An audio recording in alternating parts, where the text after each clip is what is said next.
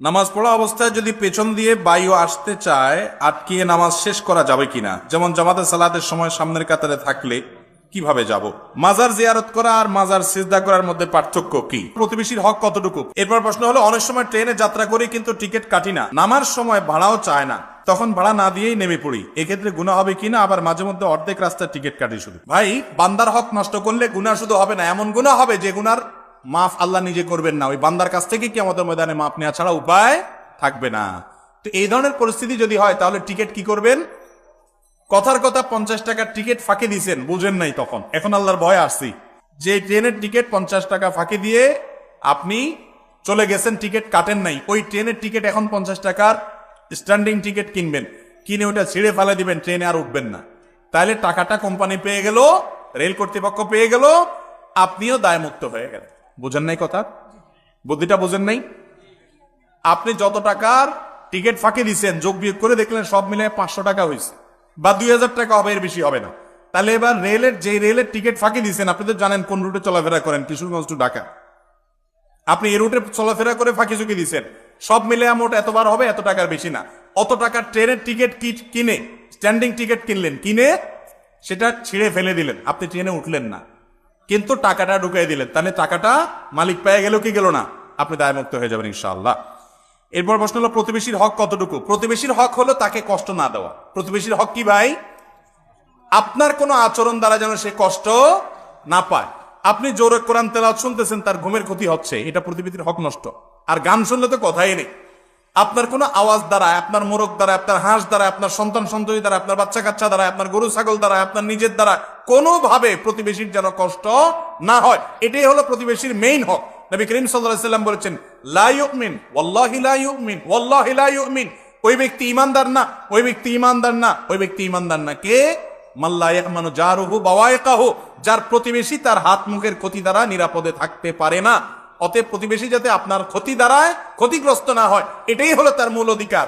দ্বিতীয় অধিকার হলো, আল্লাহ আপনাকে কোনো নেয়ামত দিয়েছে, আপনার প্রতিবেশীকে সেখানে শরীক করবেন। নবী সাল্লাল্লাহু আলাইহি ওয়াসাল্লাম বলেছেন, গোশত রান্না করেছো, ঝোল বাড়িয়ে দাও, যাতে প্রতিবেশী বাসায় একটু পাঠাও। আমরা ছোটবেলায় দেখেছি বাংলাদেশের প্রতিটা জেলায়, প্রতিটা অঞ্চলে কালচার ছিল, মা চাচিরা ভালো কিছু রান্না করলে, বাজার থেকে ভালো কিছু আনলে, এমনকি ফলমূল আনলে, পাশের বাড়িতে, পাশের ঘরে একটু একটু হাদিয়া পাঠাইতেন। এখন এগুলো আছে আর নাই, সব ইয়ানফসি, সব স্বার্থপর। মোরালিটি, মূল্যবোধ, নীতি নৈতিকতা, আদর্শ, এগুলো আজ মুসলমানদের থেকেও হারিয়ে গেল। অথচ এগুলো ছাড়া ভালো মুসলমান হওয়া যাবে না। মাজার জিয়ারত করা আর মাজার সিজদা করার মধ্যে পার্থক্য কি? মাজার জিয়ারত আর মাজার সিজদা, মাজার জিয়ারত সুন্নত আর মাজারে সিজদা করা শিরক। মাজার জিয়ারত করা হলো সওয়াবের কাজ, আর সিজদা করা হলো কি? গুনাহের কাজ না, শুধু শিরকের মতো গুনাহের কাজ, যেটা একটু আগে আলোচনা করলাম। মাজার মানেটা কি? আমরা মনে করি মাজার মানে হলো বড় কোনো পীর সাহেবের কবর হলে ওটার নাম কি? মাজার। আর আমাদের মতো গরিব মানুষের কবর হলে ওটার নাম কি? কবর। এটা ভুল কথা ভাই। মাজার আরবি শব্দ, এর অর্থ হলো জিয়ারত করার স্থান, মানে কবর, যেটাকে মানুষ জিয়ারত করতে যায়। অতএব সাধারণ কবরও কবর, ওই বড় কোনো আলেমের কবরও কি? কোন পীর সাহেবের কবরও কি? গরিবের যে কবর, সাধারণ মুসলমানের যে কবর, সেটাও মাজার। আবার যে অর্থে এটাকে মাজার বলছেন, একই অর্থে বড় কোনো আলেমের কবরও কি? মানে জিয়ারত করার জায়গা। অতএব যে কোনো কবর জিয়ারত করা ভালো, কিন্তু সেখানে গিয়ে তার কাছে কিছু চাওয়া বা সিজদা করা, এটা কি না ভালো না, এটা হলো শিরক করা। আমরা মনে করি কবরবাসীর কাছে কিছু পাওয়ার জন্য যাওয়া যায় না, কবরবাসীকে বরং দিতে যান, কি? দোয়া দিতে যান। সালামুন আলাইকুম দারা কওমিন মুমিনিন, তোমাদের মধ্যে শান্তি বর্ষিত হোক। দোয়া হলো না তাদের জন্য, এই জন্য কবরে যাবে।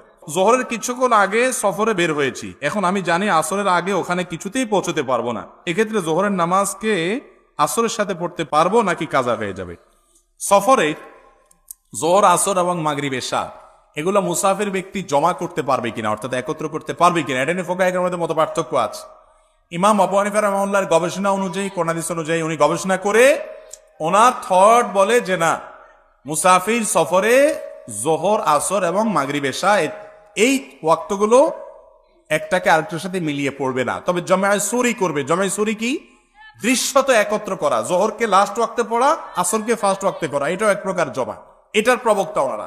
অন্যান্য অনেক ফুকাহা কেরাম বলেন যে না, নবী করিম সাল্লাল্লাহু আলাইহি ওয়াসাল্লাম বিভিন্ন হাদিস থেকে বোঝা যায় সফরে জমা করার কথা। অতএব জোহর এবং আসর মুসাফির একসাথে পড়ে ফেলতে পারে। জোহরকে দেরি করে আসরের সাথে, অথবা আসরকে আগে জোহরের সাথে, আবার মাগরিব এসে একসাথে পড়তে পারে। এই দুই রকমের মত ফুকাহা কেরামের মধ্যে আছে, এবং এটা নিয়ে আমাদের মধ্যে অনেকে আছেন সুবিধা নেওয়া জায়েজ নাই। মাসআলা যেখান থেকে যেটা সুবিধা হলো সেখান থেকে সেটা নিয়ে নিলেন, এটা হলো আপনার প্রবৃত্তির অনুসরণ, কোরআন হাদিসের অনুসরণ হবে না। এরকম রোগ আমাদের মধ্যে আছে না নাই?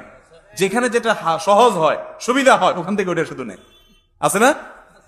এটা করা যাবে না। আল্লাহ আমাদেরকে বোঝার তৌফিক দান করুন। নামাজ পড়া অবস্থায় যদি পেছন দিয়ে বায়ু আসতে চায়, আটকিয়ে নামাজ শেষ করা যাবে কিনা? যেমন জামাতে সালাতের সময় সামনের কাতারে থাকলে কিভাবে যাব? দেখুন, সালাতের মধ্যে যদি কারোর বায়ুর প্রেসার চলে আসে, অবশ্যই তিনি সেটা ধরে রেখে সালাত আদায় করবেন, এতে কোনো অসুবিধা নাই।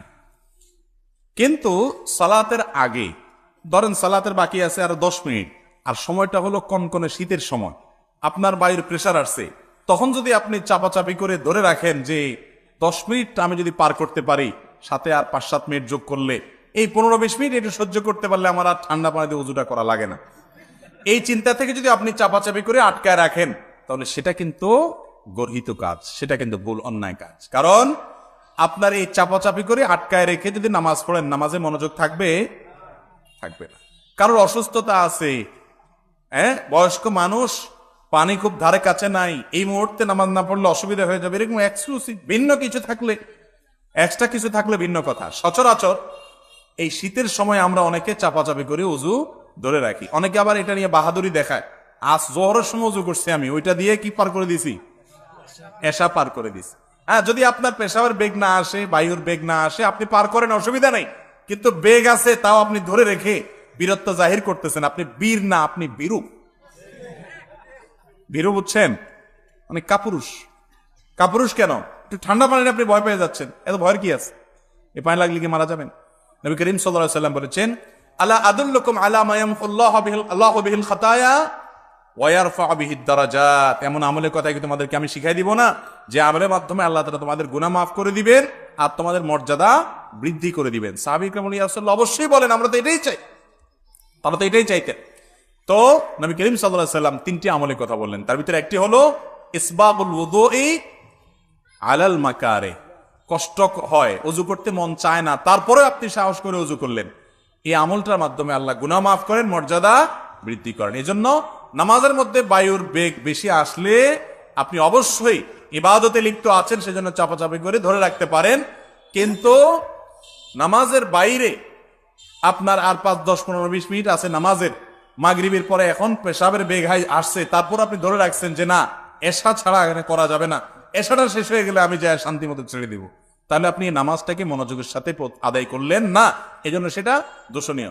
আর নামাজের মধ্যে যদি কারোর বায়ুর বেগটা এত বেশি আসে, যেটা আটকে রাখতে রাখতে বেচার অবস্থা বেশি খারাপ, অনেক অবস্থা কাহিল হয়ে যাবে, এবং এরকম ভয়াবহ পরিস্থিতি যে হয়তো কাপড় চোপড় নষ্ট হওয়ার আশঙ্কা হতে পারে। এরকম যদি হয়, তাহলে তার জন্য ওইটা ছেড়ে দেওয়া কি হবে না? গুনাহ হবে না, জায়েজ হবে ইনশাআল্লাহ।